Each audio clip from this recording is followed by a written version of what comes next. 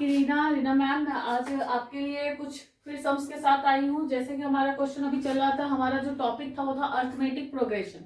तो arithmetic progression के आज हम कुछ क्वेश्चंस फिर करने वाले हैं। जैसे कि मैंने आपको पहले टर्म फाइंड करना सिखाया था, ए एंड फर्स्ट टर्म, फिर डिफरेंस मैंने, कॉमन डिफरेंस मैंने आपको बताया।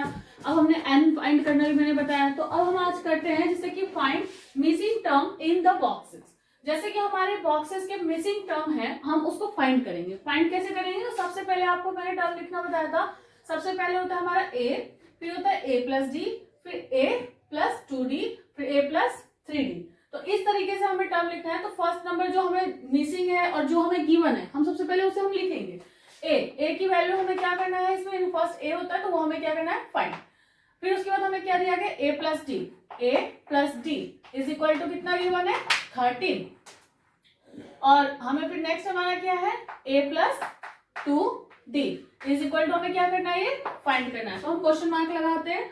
उसके बाद हमें क्या दिया हुआ है, a plus 3d is equal to कितना गिवन है, 3। तो अब जो हमें वैल्यूज जिसकी गिवन है, हमें उस वैल्यू को हमें पहले दोनों को एक साथ रखना है। जैसे यहाँ पर रखेंगे a plus d is equal to 13 and a plus 3d is equal to 3। अब हम क्या करेंगे, जैसे कि आप सबने पहले पढ़ा होगा, पिछले चैप्टर में हम एलिमिनेशन मेथड हम किए थे, हम उसी से हम क्वेश्चन सॉल्व करेंगे। एलिमिनेशन मेथड में क्या होता है कि जो हमारे जो जैसे x हो गया या y हो गया, जैसे a और d जैसे हमें दिया गया, हमें इन दोनों की वैल्यू को पहले हमें इक्वल करना होगा। जैसे तो पहले से ही हमारा इक्वल है, तो हम इसमें क्या करते हैं, साइन चेंज। जैसे यहाँ पे बीच में जो साइन होता है हम उसका अपोजिट साइन करते हैं। जैसे प्लस है तो प्लस का साइन हमारा अपोजिट क्या होगा, माइनस। फिर प्लस है तो हम माइनस कर देंगे। उसके बाद फिर यहाँ प्लस है तो हम यहाँ पे माइनस करते हैं। अब उसके बाद जब हम चेंज करते हैं तो चेंज करने के बाद इसका जो साइन होता है इस बीच वाले नंबर का, या तो उसका जो साइन जो हमारा नीचे जो आया है वो हम साइन देखना है, और सबसे ऊपर वाली वैल्यू की साइन देखनी है। और हमारा अब ये क्या हो गया, प्लस माइनस माइनस, तो ये हमारा कैंसिल। फिर हम इसे करते हैं plus minus, minus D and 3d, तो अभी माइनस होगा तो डी में से 3d माइनस करें तो माइनस का हमारा कितना आ गया, 2d is equal two plus minus minus 13 minus 3 करेंगे तो हमारा आ गया 10। अब आप पूछेंगे कि यहाँ माइनस कैसे आया, तो माइनस इस तरह से आया क्योंकि जब हमने इस नंबर का जो हमने साइन चेंज कर दिया तब ये साइन अब इसका माना जाएगा। अब इस साइन से इसकी कोई भी मतलब नहीं है। तो अब हम प्लस माइनस जब हमने माइनस किया तो अब इसका साइन माइनस है तो हमने माइनस लगाया। अब डी की वैल्यू फाइंड करना है, तो डी इज इक्वल टू 10 और 2 हम यहाँ लिखेंगे, और माइनस कभी भी नीचे नहीं रहता है, उसे हम ऊपर लिखेंगे, ऊपर साइन लगा देंगे। तो 2 से डिवाइड करेंगे तो 5। तो डी की वैल्यू हमारी कितनी निकल के आ गई, मैं इस साइड आप सबको करके दिखाती हूँ। डी की वैल्यू हमारी कितनी निकल के आ गई, -5। तो डी इज इक्वल टू आ गया -5।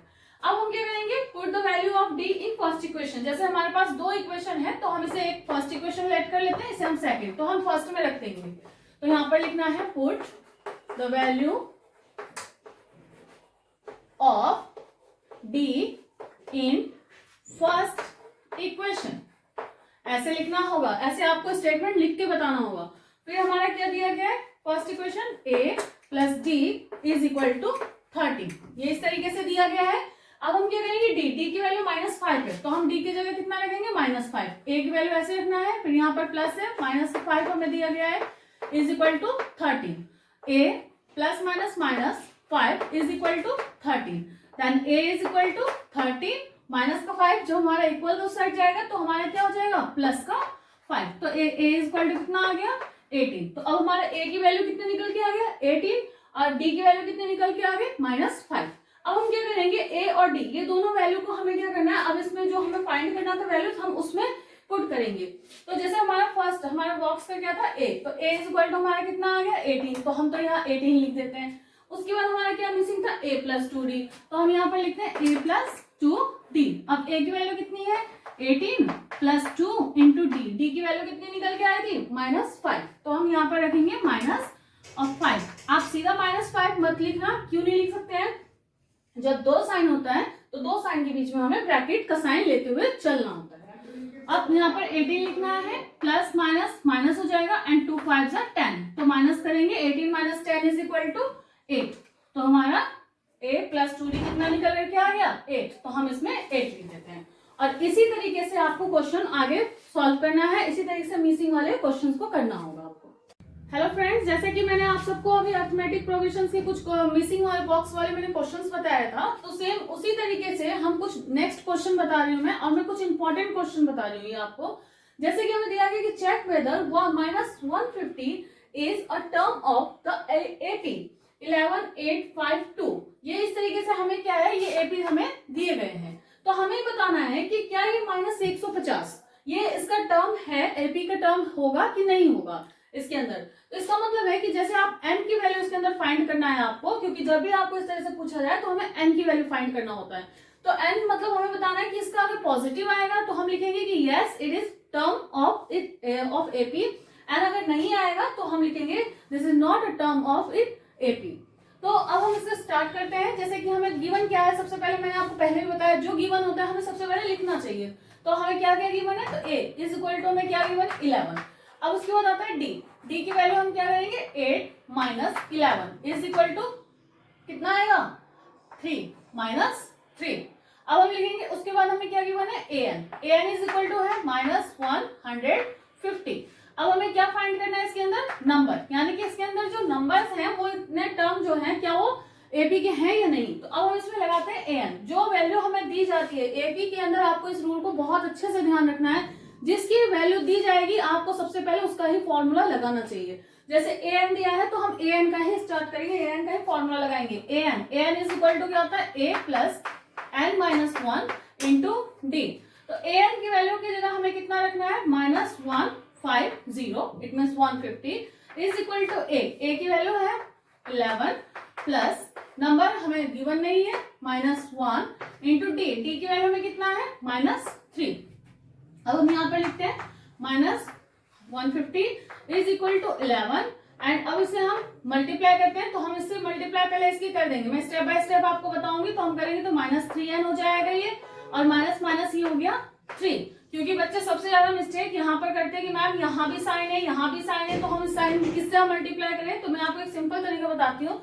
सबसे पहले जो हमारे बाहर की जो इंटीजर्स दिए गए इससे आप पहले मल्टीप्लाई कर लो, फिर आप उसके बाहर की वैल्यू मतलब जो नंबर है उससे मल्टीप्लाई करो। -150 इज इक्वल टू 11, फिर यहाँ पर हम करेंगे, अब इस प्लस से आपको इस अंदर के मल्टीप्लाई करना है, प्लस माइनस माइनस 3n, फिर प्लस करना है यहाँ पर 3, क्योंकि प्लस प्लस प्लस होता है। अब -150 इज इक्वल टू 11 एंड 3 कितना हो जाएगा ये 14, माइनस हो गया ये 3n। अब क्या करना है, जो नंबर्स हमारे वो इस साइड आ जाएंगे जो बिना n की वैल्यूज वाले हैं, और बाकी मैं आपको इस साइड करके दिखाती हूँ।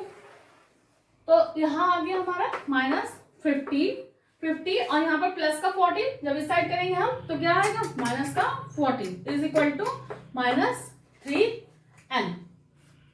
ठीक है, अब उसके बाद हम इसे सॉल्व कर लेंगे, माइनस माइनस क्या हो जाएगा प्लस। तो अब इसमें हमें क्या करना है 150 में हम यहाँ पर लिखेंगे 164 और माइनस का साइन आएगा, माइनस लगाना है, इज इक्वल टू हो गया -3n।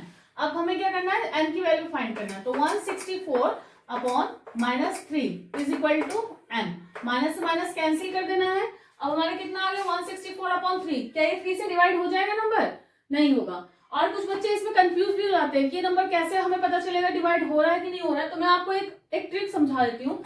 जैसे आपके कोई भी नंबर होता है, हमें चेक करना है उसे 3 से डिवाइड हो रहा है या नहीं हो रहा है। तो आपको क्या करना है, इन नंबर्स को आपको प्लस करना है। जैसे कि 4 एंड 6 कितना होता है 10 और 1 कितना हो जाएगा 11। क्या 11 3 के टेबल में आता है, नहीं आता है। तो इसका मतलब ये 3 से डिवाइड नहीं होगा। ये यहाँ पर जैसे मैंने आपको समझाया कि 3 से नंबर डिवाइड नहीं होगा, तो आपको फिर इसके लिए स्टेटमेंट लिख देना है कि क्योंकि ये नंबर क्या होता है कि अगर फ्रैक्शन में आ जाए या नेगेटिव में आ जाए तो हमें स्टेटमेंट तब हमें ये लिख देना है कि शो दैट, अब जो आपके पास नंबर है उसे हमें लिखना है। जैसे हमारे पास 150 है तो -150 हमने लिख दिया is not in AP term, क्योंकि हमारा n कभी भी नेगेटिव में नहीं आना चाहिए और ना फ्रैक्शन में आना चाहिए। तो उस टाइम अगर हमारा पॉजिटिव हो गया नंबर, अगर पॉजिटिव में होगा लेकिन फ्रैक्शन में भी नहीं होगा, सिंपल इंटीजर ऐसे निकल के आएगा, तो हम लिख सकते हैं यस, यहाँ पर जो नंबर है हम लिख देंगे कि it is in AP term. तो इस तरीके से आपको इस क्वेश्चन को करना चाहिए। आई होप कि आप सबको मेरे एक्सप्लेनेशन सही लगा होगा और आप सब इस क्वेश्चन को खुद से भी करें, अपने आप समझ के करें। अगर आप सबको सही लगा हो तो please like, subscribe and comment जरूर करें। कमेंट करेंगे तो मुझे भी लगेगा कि नहीं, मेरे कुछ व्यूवर्स हैं जो देखते हैं और उन्हें मेरा एक्सप्लेनेशन अच्छा लगता है, तो so thank you so much for watching my video.